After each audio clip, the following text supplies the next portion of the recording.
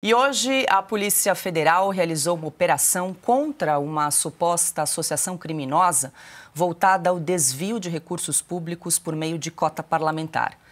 Também é apurada a falsificação de documentos para a criação de organização de sociedade civil de interesse público, a OCIP. Um dos alvos de busca e apreensão é o deputado Gustavo Gayer. As equipes foram ao endereço ligado ao político em Goiânia e no apartamento funcional do deputado em Brasília. Nas redes sociais, Gayer criticou a operação da PF. Uma OCIP, uma associação, uma ONG, uma associação não governamental chamada IDIASE, de acordo com a imprensa e de acordo com o Alexandre de Moraes, essa IDIASE ela foi fraudada ou se usou documentos fraudados para serem formadas. Aí vem o detalhe. Essas crianças ou essa fraude que eles estão falando é do conselho anterior ao novo conselho dela. Então esse conselho anterior, lá de 2003, parece que teve realmente essas pessoas que não têm idade para ter assinado a formação dessa OCIP. O conselho de agora é totalmente diferente. A verba que eu iria destinar nem foi destinada. Olha que curioso, não houve transferência de dinheiro público nenhum para essa empresa. A verba que seria destinada seria para a empresa do conselho que é agora. E o que é essa empresa? Não, OCIP, né? O objetivo dela é fomentar a criação de novas associações e grupos que defendam a bandeira da direita. Então, existem muitas, por exemplo, mulheres que cuidam de cachorros, de crianças, grupos que ajudam pessoas de rua, que precisa formar uma organização, uma associação, para que ela possa receber verba e daí poder ajudar mais pessoas. Esse era o objetivo dessa OCIP. E aí eles estão pegando um trem de 2003 e querendo colocar em cima de mim. 20 anos atrás. Como se eu tivesse alguma coisa a ver com isso. Sobre ela é isso. Beleza. Então eles estão me acusando de um crime que não aconteceu. Não foi transferido dinheiro nenhum. O PL, partido de Gustavo Gayer, repudiou a operação da Polícia Federal. O secretário-geral da Legenda, senador Rogério Marinho, classificou a ação de hoje contra o deputado de escalada autoritária do ministro do Supremo, Alexandre de Moraes. Alexandre Garcia, hoje conosco, nesta sexta-feira. Muito boa noite, seja bem-vindo, Alexandre. Então, hoje a Polícia Federal cumpriu 19 mandados judiciais por ordem do ministro Alexandre de Moraes, sendo um deles, então, contra Gustavo Gayer. O deputado nega as acusações e diz, então, que a motivação dessa ação teria sido para desestabilizar o seu candidato, o candidato que ele apoia em Goiânia, o Fred Rodrigues, neste segundo turno das eleições municipais. Ele alega, então, perseguição política. Muito boa noite. Boa noite, Paula. Boa noite, Ana Paula, Augusto, Quioto. Que bom estar com vocês de novo numa sexta-feira. Na hora que a Branca falou dos perseguidos, eu pensei logo no Gayer. Só tem mais um. Depois do Marcel Van Hatten, vem o Gayer, Gustavo Gayer. Né? Tem uma frase da justiça, do meio jurídico, em latim, que vem de longe, né? In dubio pro reo. Parece que o que está se fazendo é exatamente o contrário. Vamos procurar juntar narrativas de 20 anos atrás, de coisas que ele não tem nada a ver, para dar um susto nele, né? Para mostrar que a gente está ouvindo aqui as críticas que ele está fazendo, porque ele acha que está valendo o artigo 53 da Constituição, né? De que deputados e senadores são invioláveis por quaisquer palavras, e vamos dar um susto nele.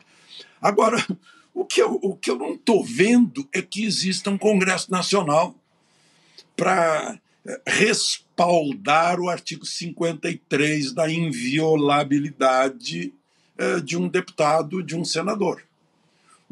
Parece que o Congresso Nacional é um bando de masoquistas que querem sofrer, querem contrariar, inclusive, a imposição da própria Constituição de que eles têm obrigação de defender as suas prerrogativas, né? E uma delas é essa, que eles são invioláveis porque representam o povo, né? Representam a origem do poder. Eu ouvi todo o arrazoado do Gustavo Gayer e vi que ele realmente... E mais, ele só ficou sabendo pela mídia, é incrível. Conhecimento da razão pela qual a Polícia Federal acordou às 6 horas, segundo ele, com murros na porta, né? Entrando na casa dele para saber, para pegar o computador, o celular, como se ele fosse um suspeito criminoso, né? Talvez, se fosse, os criminosos comuns em geral acabam recebendo de volta helicópteros, né? Os corruptos que devolveram dinheiro recebem também grandes benefícios, né? Olha, a prova não existe mais. O que a gente está vendo é tribunal político e não constitucional julgando politicamente e quase como uma vingança, né? O tribunal não. Juiz vingador é só em filme de faroeste, né? Isso não existe. O juiz é isento. O juiz olha as duas partes, não tem partido, não tem iniciativa, né? Mas o que a gente está vendo aí em relação ao Gustavo, o que eu mais saliento é a omissão do Congresso Nacional. Olha, todo mundo conhece a historinha, né? Não deixou que invadissem a casa do judeu, mas eu não sou judeu, invade a casa do católico, mas eu não sou católico e tal, depois não vai ter mais ninguém para me ajudar. O Congresso Nacional está ele próprio se deixando enfraquecer. Ana Paula Henkel, muito boa noite. Ana, o Alexandre cita aí o artigo 53 da Constituição sobre a inviolabilidade dos parlamentares e deixa eu só trazer aqui mais uma informação, porque o ministro Alexandre de Moraes chegou a atender um pedido da Procuradoria-Geral da República para vetar a busca e apreensão no gabinete do deputado Gustavo Gayer, ou seja, havia um pedido para que ocorresse busca e apreensão no gabinete do deputado, e aqui vou trazer a manifestação do PGR do Paulo Gonet a respeito. E aí ele disse o seguinte, conforme o PGR Paulo Gonet, a operação em um gabinete da Câmara, abre aspas, importa significativa interferência de um poder sobre a sede de outro poder, tensionando o equilíbrio desejado entre eles, fecho aspas, e aí então o ministro Alexandre de Moraes acatou a manifestação de Gonet a esse respeito, pelo menos. Boa noite. Boa noite, Paula. Boa noite, Piotto. 2 mestres hoje, né? Sexta-feira. Mestre Augusto, Alexandre, e boa noite à nossa audiência.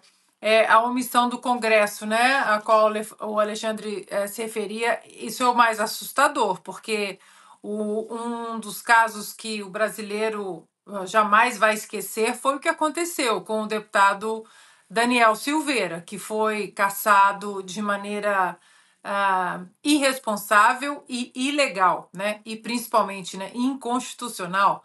Atropelaram, o Supremo Tribunal Federal atropelou as prerrogativas da Câmara. Depois, quando a Câmara resolveu colocar em votação, houve a pressão nos bastidores de ministros do Supremo para que ele fosse, sim, cassado, preso, né, a prisão mantida, e isso tudo é muito assustador.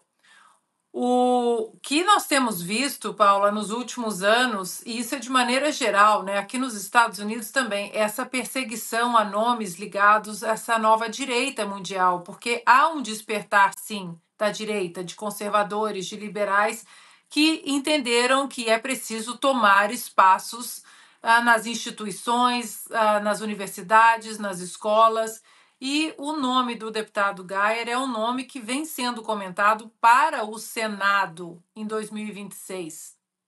E claro que o Senado, sendo a casa revisora, a nossa ferramenta de freios e contrapesos contra ministros que cometam e insistem em cometer inconstitucionalidades no Supremo Tribunal Federal, é claro que o Supremo não vai querer um Senado forte e independente, porque o que nós temos visto é a tal harmonia entre os poderes, muita harmonia, mas a independência não acontece. Não estamos vendo uma independência do legislativo em relação ao judiciário. E o Senado, sendo essa casa revisora e essa ferramenta para frear essas inconstitucionalidades da nossa Suprema Corte, é claro que os ministros não vão querer um Senado independente e prezando pela nossa Constituição acima de qualquer coisa.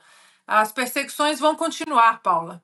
O Senado precisa reagir, o povo precisa continuar reagindo, continuar pressionando os senadores para que algum processo de impeachment, parece que o primeiro da lista, né, de o Alexandre de Moraes, ele entre novamente no debate público e essa pressão seja feita para que a nossa Constituição volte a ser respeitada e que o nosso Congresso não fique de joelhos para uma corte hoje bastante ativista.